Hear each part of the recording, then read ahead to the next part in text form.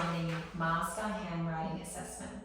When you're setting up your assessment, the most important thing is that you have this from the appendix section. This is the assessment task categorized by grade level.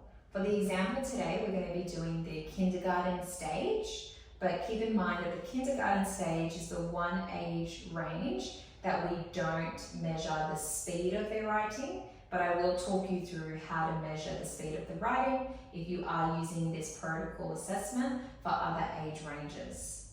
So the first thing you need to do is the writing from memory.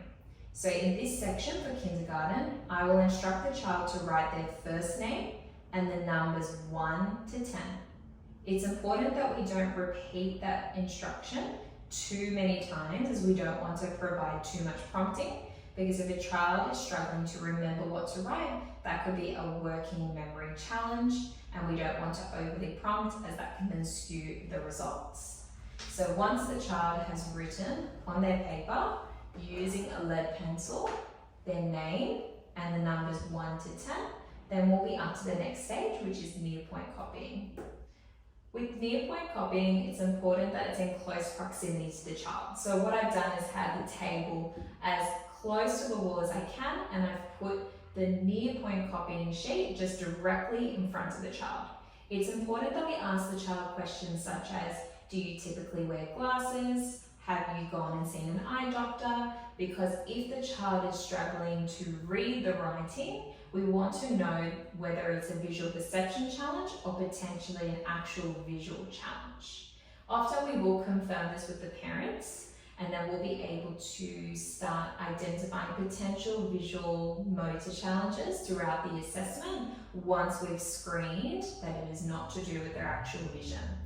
The near-point copying section, it states here, instruct the child to copy. Note numbers in brackets represent numbers of letters to that point for speed calculations. So as we can see here, for the kindergarten age range, they just need to copy quack, zebra, how. We can see that there is no numbers in brackets, which means that we don't need to be timing the speed. However, in year 1, we can see here comes dad with 4 ice creams. There is a number 29 in brackets. That is how many letters is in that sentence. If we were copying this sentence, I would instruct the child to start copying when I say go.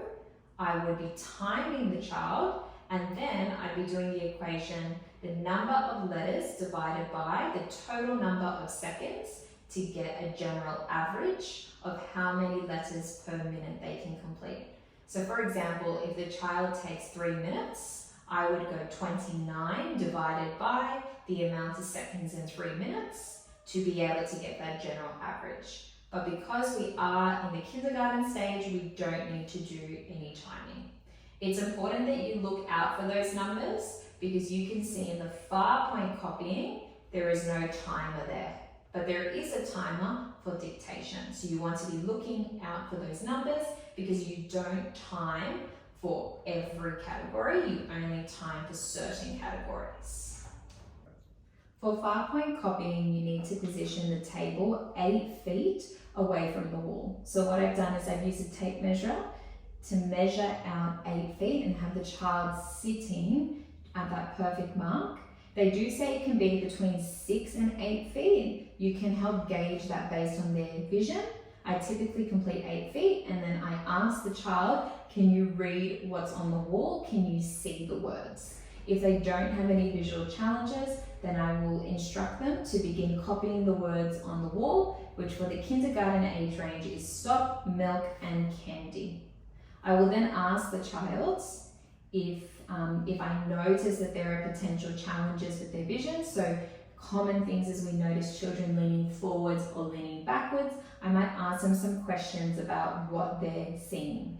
Leaning forwards and backwards could be an indicator of a visual perception or a visual motor weakness, but I'm going to ask questions like, what does the words look like? Does the words look like they're bouncing on the wall? Do they look still on the wall? Because that will also help me screen for things like Erlen syndrome dyslexia, as well as dyspraxia and other subcategories in that area of visual perception challenges.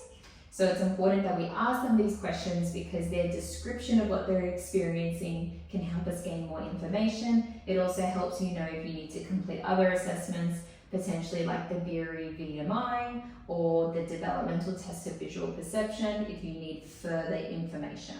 So as the child's sitting, they complete the words that is on the wall, and then once that's complete, we'll be up to dictation. The dictation section states, instruct the child to write the following after it has been read out loud. Jar, pig, fox. Now write. The child is expected to write the words to the best of their ability after you have said it out loud. It's important that we don't provide too much repetition. Our next section is composition.